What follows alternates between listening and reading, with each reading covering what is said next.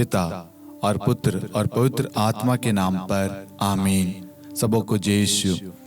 प्रभु यीशु ख्रिस्त में प्यारे भाइयों और बहनों, हम 40 काल में 40 दिन रोज एक एक वचन पर मनन चिंतन कर रहे हैं और आज हम मनन चिंतन करेंगे प्रभु का पवित्र वचन सुक्ति ग्रंथ अध्याय 10 वाक्यांश 19 और 20 पर, जहाँ पर वचन इस प्रकार हमसे कहता है, जो बहुत अधिक बोलता है वह पाप से नहीं बचता, किंतु जो अपनी जीवा पर नियंत्रण रखता है वह बुद्धिमान है।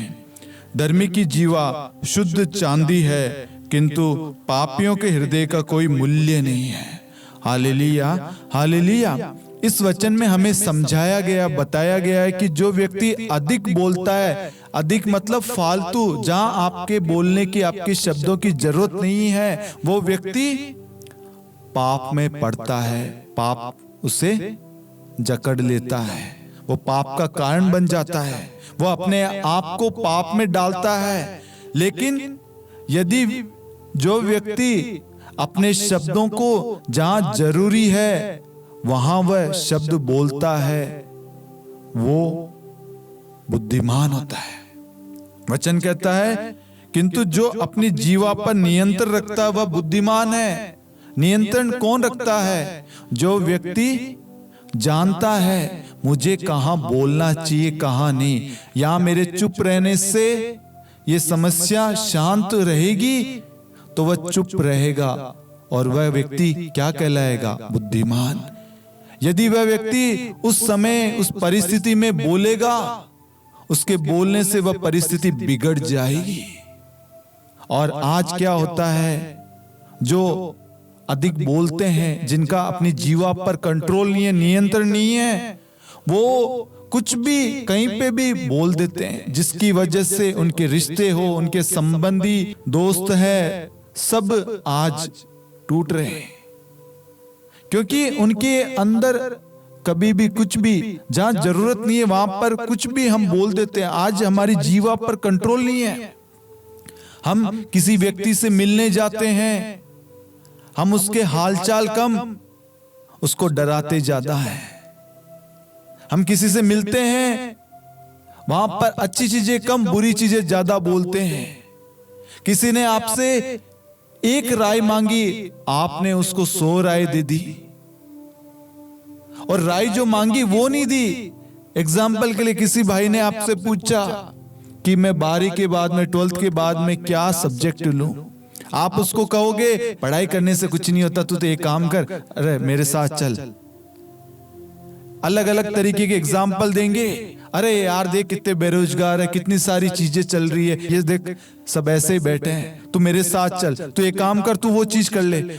आप उसको उस राह से भटका रहे हैं, प्रभु की योजना से भटका रहे हैं। वो आपके पास में एक उम्मीद लेकर आया था, वो आपको समझदार व्यक्ति समझता था कि मैं उस भाई या उस बहन के पास जाऊंगा, वो मुझे गाइड करेगा, लेकिन आप उसे मिसगाइड कर रहे हैं।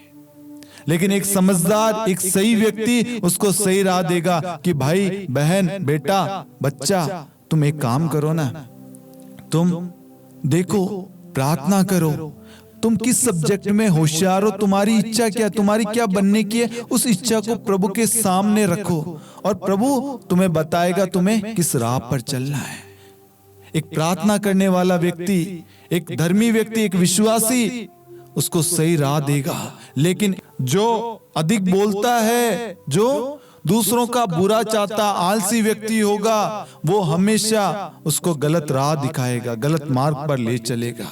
इसलिए आगे वचन कहता है, धर्मी की जीवा शुद्ध चांदी है, मतलब उसकी जीवा की वैल्यू बताया, एक धर्मी व्यक्ति की जीवा के, उसके शब्दों का मूल्य बताया गया है। लेकिन एक आलसी, एक पापी व्यक्ति के बारे में बताया गया, जो अधिक बोलता है उसका कोई मूल्य नहीं है। आज जो व्यक्ति फालतू अधिक बोलता है उसकी कदर नहीं है।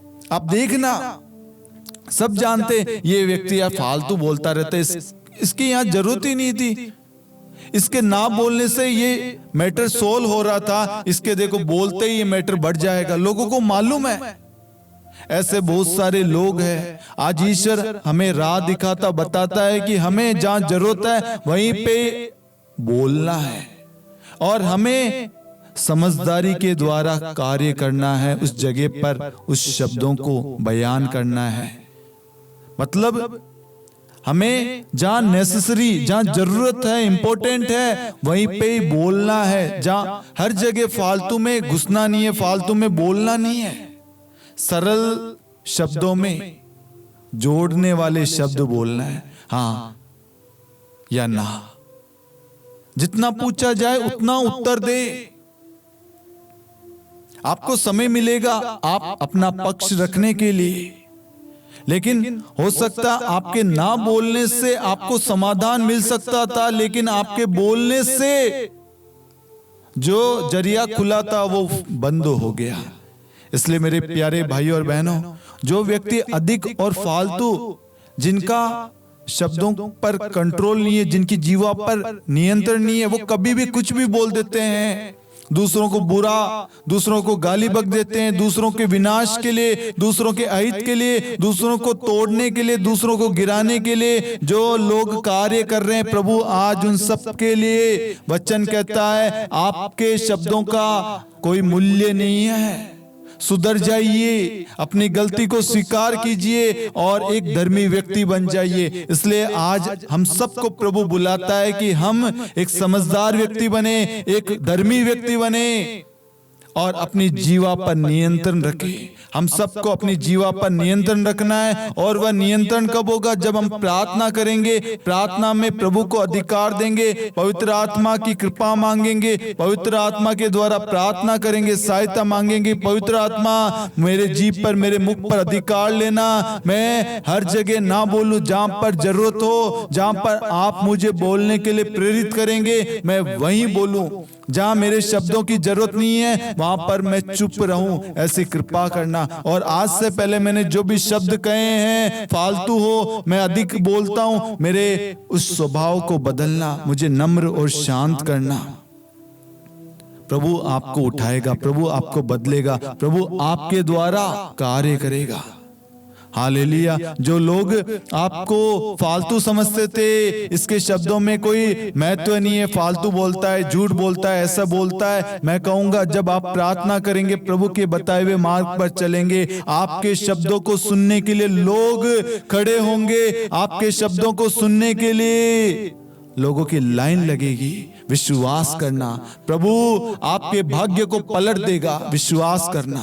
Hallelujah, hallelujah. मैं आशा करता हूं कि आज प्रभु ने अपने वचन के द्वारा हमें बताया कि हमें अपने शब्दों पर नियंत्रण करना है, अपने जीवा पर नियंत्रण करना है, और हमें एक धर्मी व्यक्ति बनना है, ना कि पापी व्यक्ति। हमें एक धर्मी जीवन जीना है, हमें फालतू बोलना नहीं है, फालतू शब्द नहीं कहने, हमें प्रभु जो कहता है सिर्फ वो बोलना है।